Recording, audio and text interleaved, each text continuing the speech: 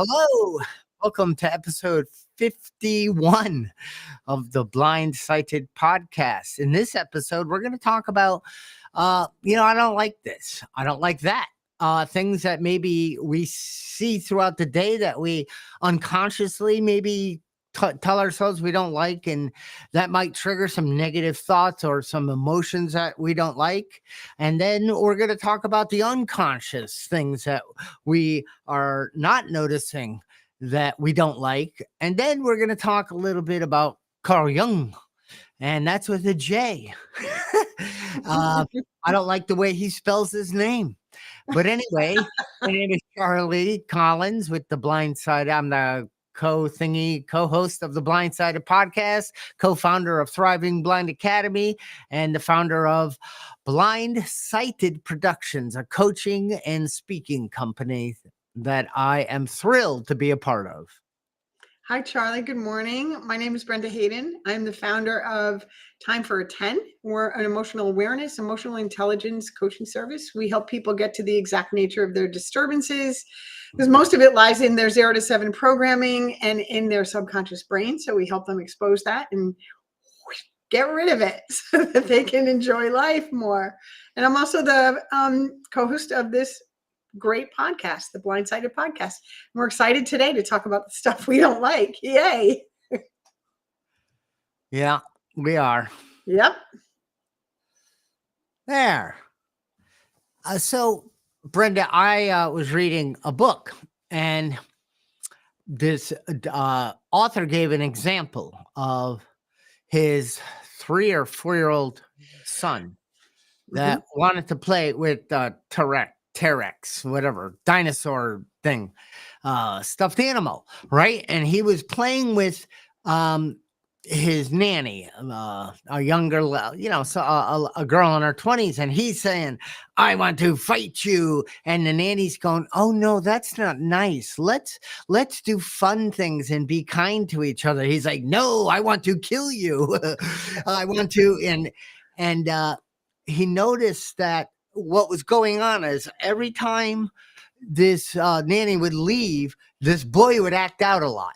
He would throw things. He was meaner to his younger brother. And the father's going, "What is going on? She's the nicest, kindest thing." But what was happening was he was suppressing.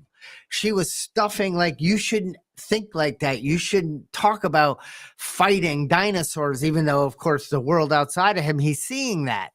And this is a part of him. This is more towards the shadow of the human condition. So, but what he said was, "Well, let me try something with him." So the nanny left, and he grabbed the stuffed animal, and he said, "Do you want to play?" to his son. And his son said, "Yes."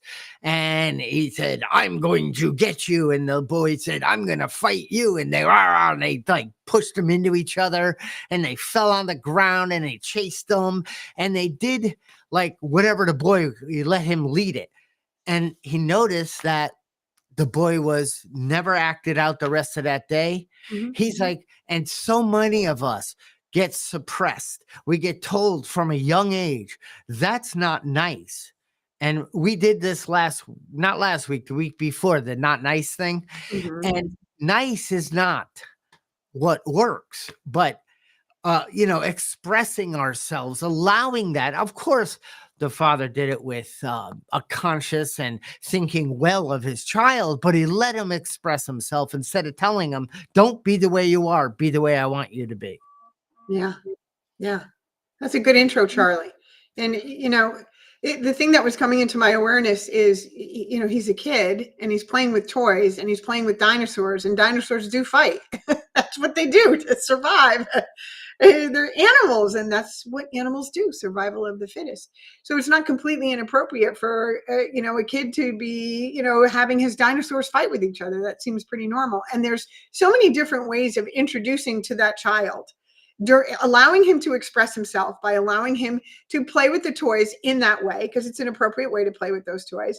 And you could just slip in during the playtime. Isn't it great? People don't do that. Like, that's not how people work, right? So there's ways of introducing that whole kindness, nice topic into a circumstance like that to make sure that the message is clear that This is how dinosaurs behave. People don't necessarily behave this way, even though as adults we know that they do. Kids can't process that in their frontal lobe. So, and I think you're right. I think as human beings, I know I was given a whole litany of rules and regulations and behaviors that I was supposed to follow to be acceptable in society.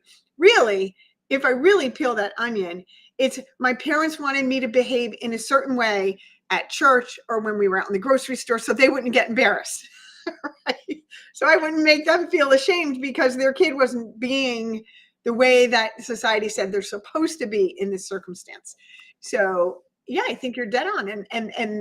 And then the suppression of that, right, causes all kinds of anxiety and confusion and malformed identities, really, especially when the adults, the people are telling you to behave a certain way. Because really, I'm getting into the 0 to 7 programming like I always like to do. They're telling you to behave a certain way, and they're not behaving that way. Right. Right? So I'm sure we're going to get there. That's a great intro. Excuse me. Thank you. Welcome. So Brenda, I want to start at the what I notice that I don't like first. And I, there was a time in my life that I noticed a lot of things that I didn't like. So it could have been the condition of the gardens, the lawn, the fence or the bush. And then it could be the condition of the driveway needs to be sealed. This wall needs to be cleaned. Then traveling into the garage. Now I'm not rehearsing all of this. It's just it's talking to me. And then I go into the garage and it's not as neat as it should be. It's not organized properly. There's boxes on the ground. There's stuff on the workbench. And then into the basement and I say, oh, this needs to be cleaned and this doorknob's not right. And I kind of all of a sudden, everywhere I go, all I see is what I don't like. And who's responsible for that? Well, when I'm in that state, a lot of the time, it's not all me. It's mostly you, whoever you are. Maybe it's somebody that just shows up and messes things up around my house and doesn't take responsibility. So and then it became overwhelming, Brenda. So then I became a victim to the world around me. Like, oh my God, there's no way I can tackle all of this. And there is no way I could in that day or that space. But, that would trigger negative emotions. And what's a negative emotion for me was frustration, was poor me, was more selfishness, and it would trigger negative thoughts like this sucks. Why has this gotten like this? And, and then I moved to, and we'll go into that. And then I moved to taking responsibility. I have the ability to respond to the triggering thoughts in my day. And then I can then take out a pad and start chipping away at all. Okay, not all. Because there's things I don't like that I can't change. They're out of my, people and places, things and events, situations. It's all how I respond to those. 100%, Charlie. It's how you respond to it. It's, I work with a number of people, and I'll give you an example about the things we don't like. So someone came to me and she's complaining. Every week she's complaining. I tell my husband to take out the garbage. He won't take out the garbage. He won't take out the garbage. He won't take out the garbage. So I let her do this for about 3 weeks, right? And then the 4th week, she does it again. She's complaining about her husband not taking out the garbage. So I said, well, why don't you just do it? Why don't you take out the garbage? And then she goes into this whole monologue about all the other things that she does. All the other things that she does. And that's why he should take out the garbage. And I simply said to her, right? And this is the reframing and, cognitive reappraisal. And, in the 12 steps, we call this a 10th step. Well, make a list of the things he does. Let's make a list of the things he does, and not to compare the lists, but to put into your awareness that it's not like he's just sitting on the couch. He's not taking the garbage out. And it's not like he's not taking the garbage out every time. He's just not taking the garbage out sometimes. And part of what goes on in that dynamic, right, when you don't like something, or it has for me and it has for a number of people I've worked with, is if you don't like something about someone else, you keep trying to get them to change it. So I don't like something you're doing. I don't like something you're not doing. So I'm going to exert my will to get you to change your behavior. Right? Does that work, Charlie? Does it work? Very well. It works on creating more resentment, Yes. self-pity, and what is wrong with people instead of responsibility and the true essence of you standing up for yourself and saying, I love that. I try to change people to do the things I want them to do. And I try to, and then I also don't like the things they don't do. That is a never ending process. I mean, there's no solution in that. Yeah. So the way to tackle that, and this in my life really helps with looking at the things that I don't like. There's a number of things I want to talk about, but in this certain circumstance, when it comes to someone's not doing what I want it to do, the question becomes, well, why do they have to do it? Why can't you do it? And if I can take care of it myself, problem solved, right? But I need to be able to take care of it with myself without holding a resentment. Like, how important is it that I take the garbage out on the days that he doesn't want to take the garbage out, or he doesn't take the garbage out when I want it taken out? It's not that important. So it's actually just stopping and saying, how important is it, this thing that I don't like? And, because when you really start peeling the onion about the things that you don't like so much that it's causing chaos and mayhem in your life, it's something inside of you that's coming up and attaching meaning to that. It's not the other person. Unless, of course, I'm talking about the simple day-to-day stuff. I'm not talking about a narcissist or an abusive relationship. That's something very different. I'm talking about the day-to-day stuff, which is what's running in our subconscious brain, which is what I think you're talking about. What we're trying to address in this podcast. It's when we're running on, the programming. We're just running on it. We're not thinking of it. We're not processing it. And we have all these things we don't like, and it overwhelms us, and it takes over. It changes our mood. It changes our demeanor. It changes the way we treat people. It makes us miserable. Excuse me. I have a little cough at times. I don't like that. I'm laughing about the kitchen garbage because Molly and I, she takes it out more than I do. She doesn't have a scoreboard. Like, I 5, you 3, I better, you bad boy. We don't, we try not to have a scoreboard of who's doing what. And you find a way that makes it work. And why does she? Because I don't mind it getting higher, like more garbage in there. She doesn't like that. So as it's getting closer, I push down a little, and then it gets, and I know she just takes it. She doesn't say, how come you can't take out the garbage? Why don't you, she just does it. And then I say, oh, it's funny because there was a time that, why am I the only one who takes out the garbage? How come? You know what I mean? And Brenda, it moves into, so we're talking about what we notice, right? What we see, what we don't like. And now we need to move into what aren't we seeing, what we don't like? Or have we just built up a muscle that allows us to accept it? And even though we don't like it. Now, that's a great formula for certain. I'm legally blind. I have an eye disease. I don't like it, but I accept it, but that is not a good formula for certain things that I'm really driven by fear. And I just need to step into, hey, would you mind? And that could be self-talk too. What is it about this that I don't like? Oh God, I almost knocked something over. I was way over this way.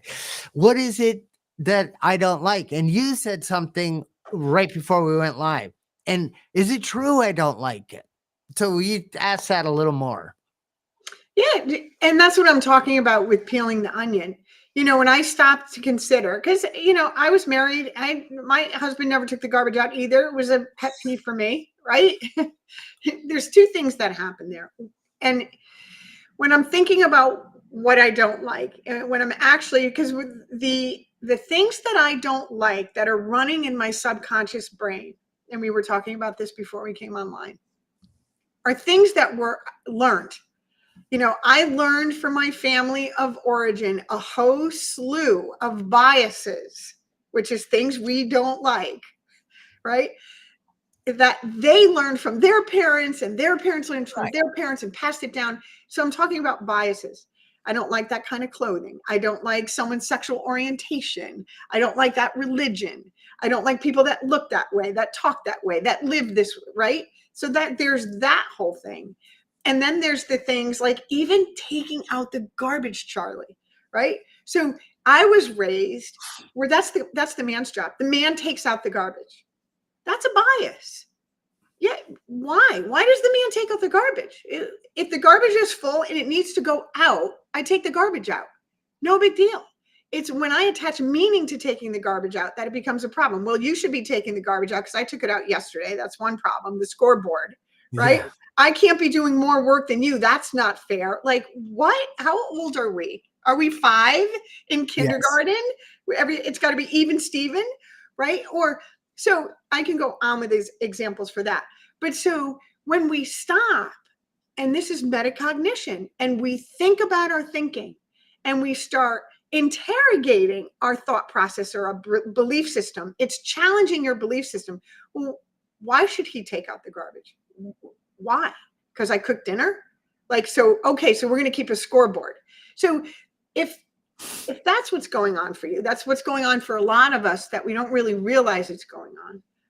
You can stop and just do a simple, well, look at all these other things he does do that I'm not doing. Do I want to do that? Like, you know, so, and how important is it?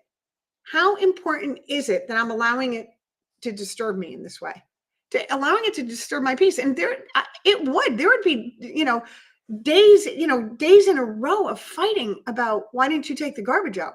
Because it's not just about taking the garbage out. And here's the other part I wanted to talk about. We will attach meaning to why that person didn't take the garbage out. I'm not important enough. My needs don't matter.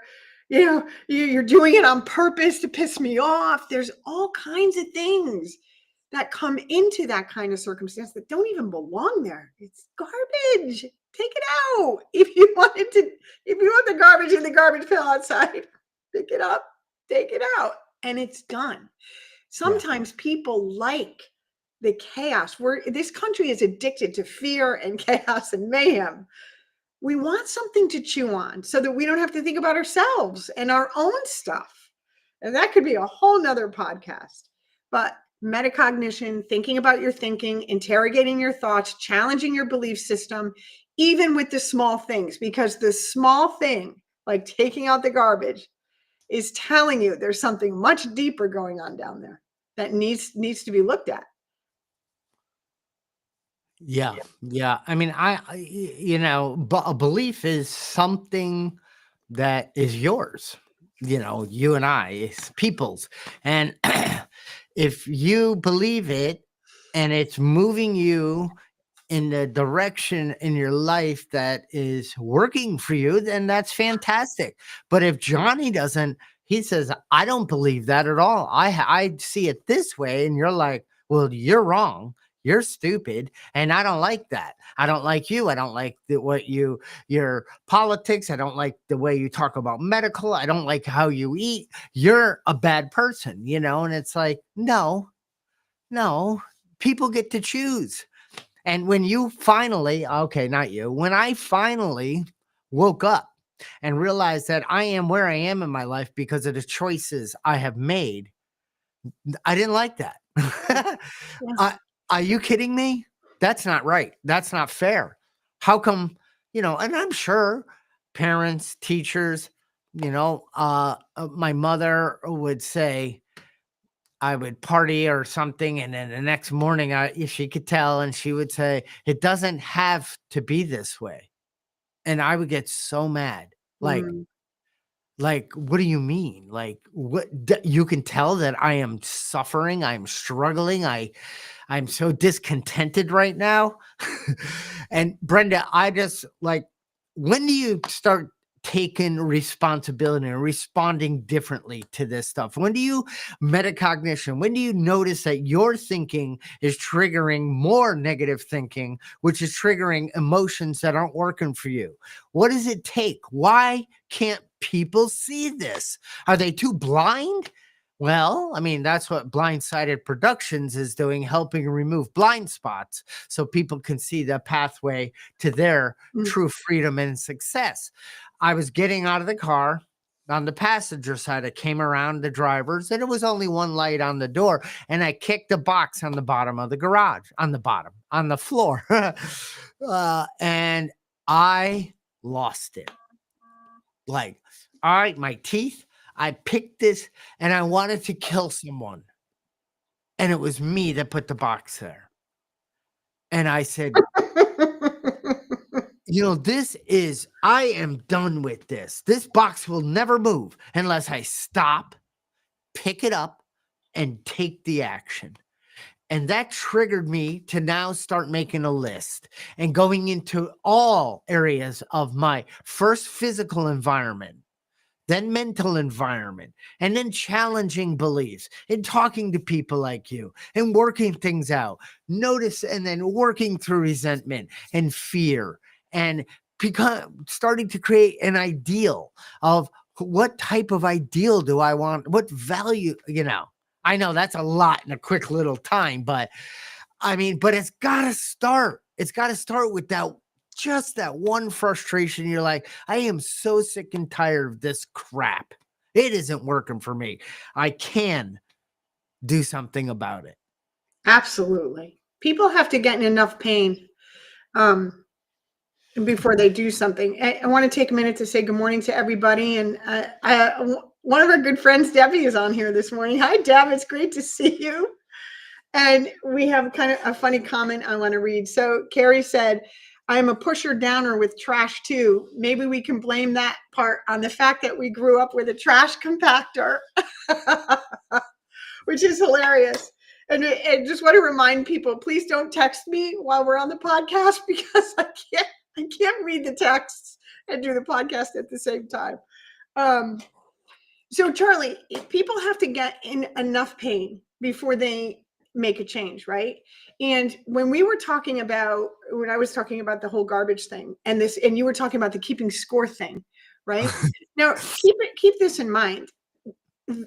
If this is your mindset at home and with the people that you love, you're going to bring this mindset wherever you go. So I'll give you an example. So you're keeping score and people aren't behaving the way you want them to, and your husband's not, or your wife or whoever is not taking the garbage out when they're supposed to, and that's their job, and the even Steven kind of thing. Now you get on the highway and you're driving and somebody cuts you off, right? Or someone's slow in the fast lane, right? You're going to focus on that. That's another thing. And then you're going to go to work and you're going to take that same mindset of who's doing what and who's supposed to be doing what, and I'm not supposed to be doing their job. That mindset you take everywhere you go. And now you're pissed off in the grocery line because the lady's counting her change. She's actually using change. I get so mad when people try and give exact change, right? To the cashier. Right? I used to anyway. I don't care anymore. But that mindset follows you everywhere you go. I don't like how this, and then you get into enough pain where you're just you're in that negative mode all the time. And the more you're in that negative mode, the more negativity you're going to see. You say it all the time. Where your energy, where your focus goes, energy flows. So if you're focusing on what everybody else is doing compared to what you're doing, or you're not getting your way, or you don't like it, right? You're going to see more of that. You can't not see more of that because that's what's in your awareness. So you bring it everywhere you go, and then that's going to be your life.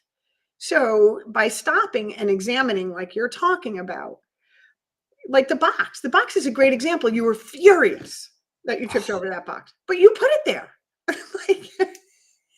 You have all the power is the point to that. You have all the power to change these things. It's not, your husband taking out the garbage, not taking out the garbage is not the problem. It's the meaning you attach to it. That's the problem. So when you get enough pain, you change, but it doesn't, like your mom said, it doesn't have to be that way. If you just stop and look at your thoughts. You can change it before you're like a puddle on the floor, or mad at the entire world, or, acting out in self-destructive ways. Yes. Yeah. So we've discussed, Brenda, kind of that I'm noticing triggering that what I don't like. And I'm in a space where maybe I don't even recognize that I have the power, the ability, and the awareness to start taking a look at that and doing something about it. And then we also have this what I don't like that is unconscious, deeper level that was given to us growing up that we don't even notice, but it's like the garbage. We're pushing it down. And what happens when we push things down? Eventually, it starts to come back up and overflow. And, and then we have, the shadow that Carl Jung. Now, I mean, this guy was amazing, a Swiss psychiatrist, psychologist, psychotherapist. And I have a question, Brenda. How does a crazy guy get out of the woods? Tell me, Charlie. He takes the psychopath. I love it. If you don't like that joke, too bad. That's on you. Anyway, but Carl Jung started, there was more talk about it in the 1800s, but he started bringing the shadow. What is that? That is a part of us that we maybe don't want anyone to ever know about, or the dark side, or that I have this very ill feeling or thought that just came to me, and I shouldn't have that. And he's saying, no, you got to recognize that. Like that little boy, the nanny was saying, you shouldn't have that dark, that shadow, that unconscious, let's fight and kill each other thought or behavior or action, because I want to be a nice nanny and do everything, the right way. But that isn't reality. I mean, I have, looked at this shadow, and I have seen, doesn't mean I've got to engage it or give it the power. Like you said, where our attention goes, our energy flows. Who or what part of you are you feeding today? Because what we feed grows. And there's times when, like you said, I want to go and say, you know what, lady, why don't you understand the game of life? Be kinder to the clerk. She's, doing the best she can. I have it all figured out. And pay faster, and don't ask stupid questions. I don't like being around people like you. And hi, I would never say it, and I'm like, okay, is all that true? No, I don't know what's going on in her world. Why do I care? Yeah. Yep. You talk about shadow work and shadows, and people hear the word shadow and they're like, they get this, I have a bias about it. Like, we all have shadows. We're born with shadows and light. We don't know without shadows, we don't know what the light is. Without the dark, we don't know what the light is. It's interesting. In one of my psychology classes, and the professor works for the FBI as a profiler. So he's really, really good at shadow work for real. And he had us do an exercise in class. It was fascinating, Charlie. And he said, I want you to write down the characteristics, 10 of them, of a person that you don't like somebody that you really don't like. It could be the worst relationship you ever had. It could be whatever. Bring that into your awareness, take a minute, and then write down the top 10 things you didn't like about that person. And then he had us wait a minute, right? And then he said, now I want you to read it to yourself. And so we took the time to read it to ourselves. And he goes, what do you see in that? Right? We're talking about shadows. And it was fascinating. The 10 things that I didn't like about that person, and this was true for 99% of the class, were the top 10 things I didn't like about myself at some point or another in a relationship that I had had. They were and I couldn't believe it. And he said, this is the shadow work. The things that you most dislike about other people are things within yourself that are your shadows that need to come to the surface to be released. And that's what they're there for. They're there not to be squashed down, like the garbage compactor Carrie was talking about. They're not to be squashed down. They're to rise to the surface to teach you about the dark and the light. The dark isn't bad. We need to embrace the dark so that we can work on strengthening the light parts of us that will diminish the darkness. And that's another thing. We talked about it with the VIA Institute, and we have to do a podcast on that, the character strengths. It's not by working on the shadows that they get better. It's by increasing your efficiency, right? And in the things that you're really good at that will make the shadows less dark. You see what I'm saying? You work on what you're good at. You work on your strengths, and it improves the things that you're not so strong on. But being aware of what your shadows are, bringing that into your awareness so that you're paying attention to it, will allow you not to act on that shadow part of you. Yeah. And I think the main thing I was reading with Carl Jung is that suppressing, like that, I shouldn't have that. It shouldn't have come to me. Why am I having this evil thought or this not nice? Why do I want, why do I have the language? It should, someday, everything's going to change when somebody else does something. And, and the more we push that down, the more it shows an addiction and alcohol use and all those things, because everyone has a shadow. Everyone has some, Brenda, you and I know back, most alcoholics, drug addicts, and people with severe addictions lead a double life. That means they present themselves one way, to the people they can't possibly let know how they're living. But over time, those people know, and then they present another way. And maybe they have 5 different ways they live life. But, the true essence, when we step into our authentic self, when I feel I'm in my lane, when I'm just being the guy, when I can say no, when I'm not interested in that, I don't want to talk about it. When I can be that guy, I don't have to be anyone else but who my creator created me to be on that day. Yeah. I love it. You know how I like to look at shadow work, which makes it more inviting and palatable to me, Charlie, is, if you look at our shadows, they're based in fear.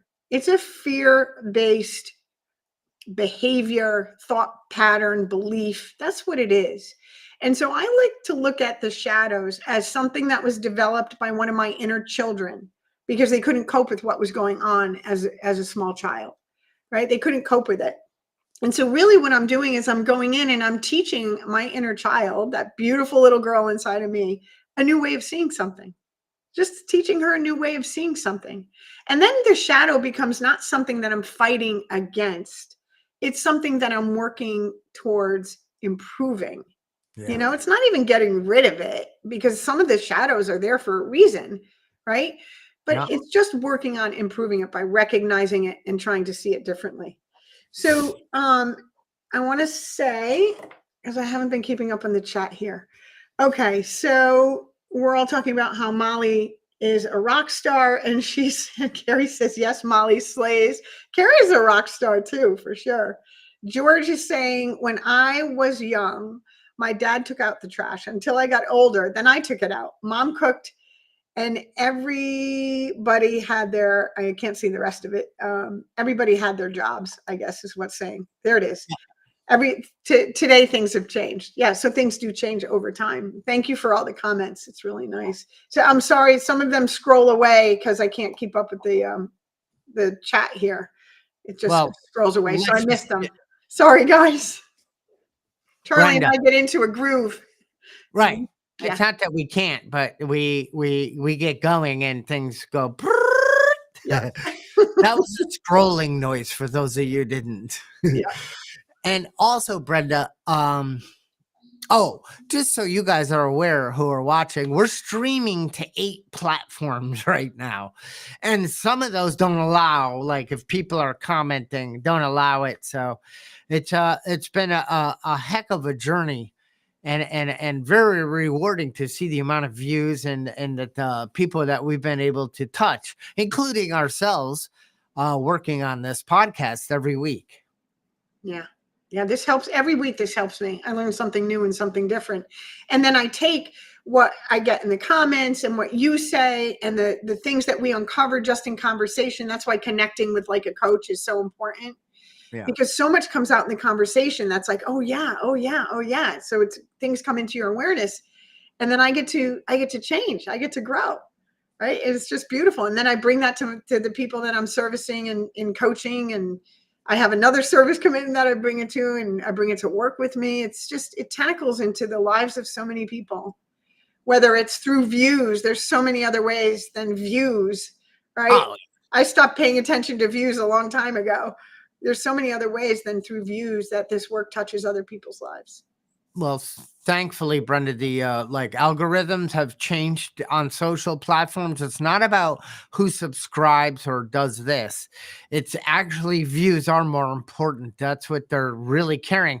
And they're now no longer, if you subscribe, they're saying you've been consistent watching about, blindsided podcast and all that we're going to give you things in that, so I've gotten some reports from the different platforms that are saying, I'm not so concerned about who actually takes a second to subscribe, because in the beginning, I didn't like that. I don't like that you are watching this without subscribing.